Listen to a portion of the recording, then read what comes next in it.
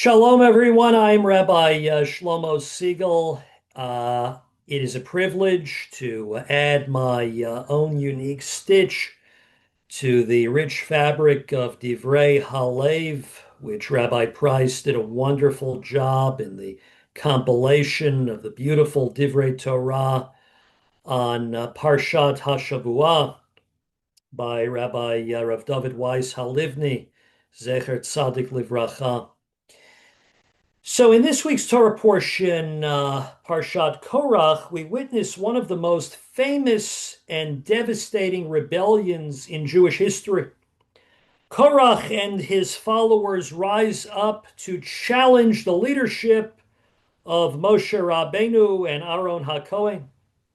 So Rav Halivni suggests we look closer at the text, and on careful review, we discover this was not a single unified protest, but rather a coalition of different factions operating with entirely different motives. When Korah first approaches Moshe Rabbeinu, he steps forward with a beautifully democratic argument. For all the congregation are holy. Why then do you raise yourself above the assembly? Are you truly better than everybody else? Now, Korach framed his argument as this righteous humanitarian, this is concerned with equality.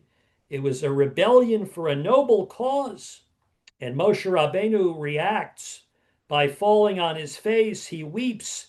He's brokenhearted. But just a few verses later, Moshe faces a second group of rebels, Datan and Aviram, and when he summons them, they flatly refuse to negotiate. Lo na'aleh, we will not come up, we won't even acknowledge your existence. Suddenly, Moshe's reaction shifts completely. He does not weep, he does not fall on his face. Instead, he grows deeply angry. He turns to the Almighty and he says, "Pay no attention to their offerings. I have not taken a single donkey from them, nor have I wronged one of them." Why did Datan and Aviram make Moshe so angry? Because they used the ultimate weapon of the demagogue, a tactic we see daily from influencers and commentators on social media. They told half-truths. They blamed Moshe for trapping them in the desert. And technically, it was true. Yeah, they were stuck in the wilderness. It was true they would never enter the promised land. But they conveniently left out the reason why. The sin of the Meraglim, of the spies. They left God entirely out of the equation. And they pinned every systemic grievance on Moshe's shoulders, and they weaponized a twisted version of the facts. Yet, despite how angry Datan and Aviram made Moshe, when God issues the ultimate judgment, the earth swallows them all. But the Torah names the eternal sin after Korah. Why is Korach the primary target of Hashem? Why? Of Hashem's justice, rather? So the Gemara in Baba Metzia establishes a core ethical principle that Rav Halivni points out. One should not say one thing with his mouth and think another with one's heart. Datan and Aviram were profoundly wrong. They were wicked, but they were direct. That was the difference. They said what they thought. They weren't hiding behind a mask of piety. Korach, however, represented a far more hazardous kind of threat. He used a righteous smokescreen for personal advancement. He claimed to care about the holiness of the community. But Moshe saw right through this political stunt. He called Korach out, pointing out the danger of devaluing a God-given role while coveting the priesthood. Korach was the ultimate hypocrite. He said equality with his mouth, but he thought of personal gain with his heart.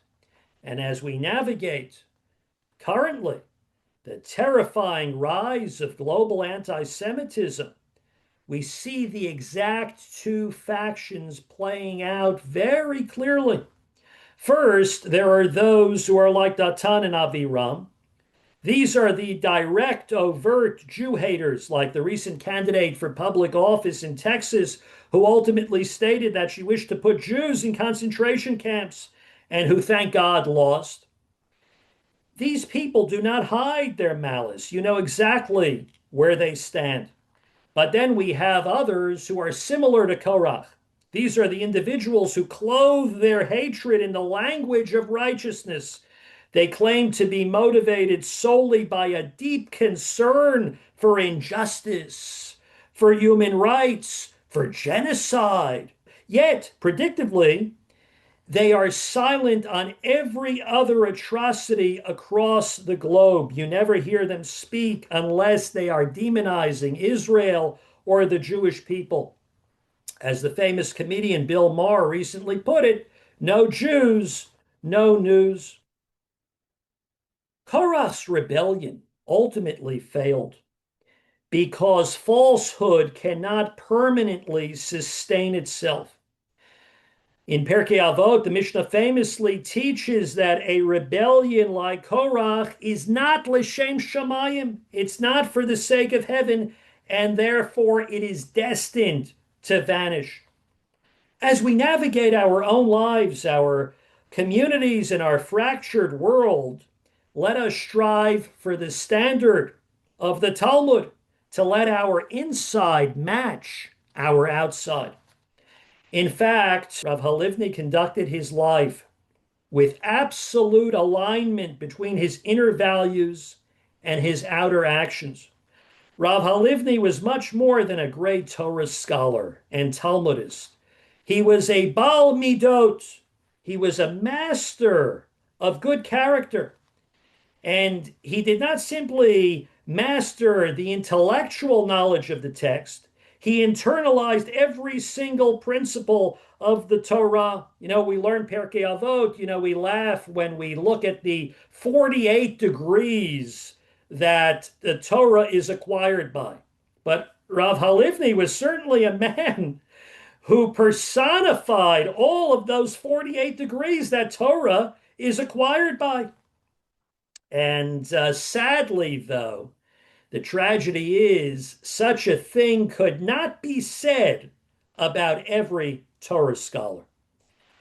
On a personal level, every time I had the privilege of attending a lecture by Rav Halivni, firstly, I always knew it was important to take notes because there were so many deep insights that couldn't be taken for granted. One needed to absorb the insights that he was actually conveying. And ultimately, I and countless others walked away always feeling deeply motivated to become a better Jew, to become a better human being. And that was the legacy of the great Rav David Weiss Halivni. And in that spirit, it's important that we speak honestly, that we reject the temptation to twist and bend facts for personal or political advantage. And above all, let us ensure that when we stand up for a cause, we do so with pure motives, l'shem shamayim, for the sake of heaven, and never, God forbid, for the sake of our own egos. May the memory of Rav David Weiss Halivni serve as an everlasting blessing to us all. Zecher Tzadik Livracha. Shabbat Shalom.